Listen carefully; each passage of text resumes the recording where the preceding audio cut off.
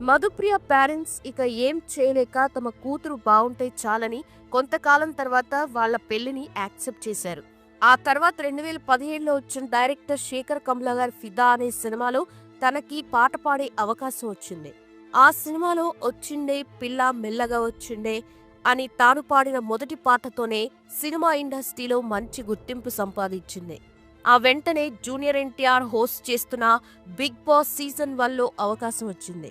కానీ వెళ్ళినప్పటి నుండి తన బిహేవియర్ వల్ల 13వ రోజే ఎలిమినేట్ అయి బయటకొచ్చేసింది. ఇక ఆ షో నుండి బయటికి వచ్చేశాక తన ఫుల్ ఫోకస్ అంతా సినిమాల మీద పెట్టింది.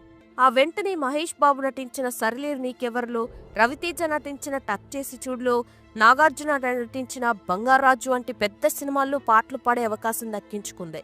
తనకి best female playback singer Filmfare award, ఒక సైమా అవార్డు కూడా వచ్చాయి. అంతేకాదు రీసెంట్ గా వెంకటేష్ నటించిన 'సంక్రాంతికొస్తున్నామని' సినిమాలోని 'గోదారి గట్టు మీద రామచిలకవే' అనే పాటలో కూడా రమణ గోఖల గారితో పాడి అందరినీ అలరించింది. ఇవే కాక రానున్న రోజుల్లో ఎన్నో బ్లాక్ బస్టర్ సాంగ్స్ ని తను పాడబోతుంది. అయితే తాజాగా ఒక ప్రైవేట్ సాంగ్ షూటింగ్ కోసం అని కాళేశ్వరంలో ఉన్న ముక్తేశ్వర ఆలయానికి వెళ్ళింది. ఆ గుళ్ళోకి కెమెరాలు, ఫోన్లు తీసుకెళ్లకూడదు.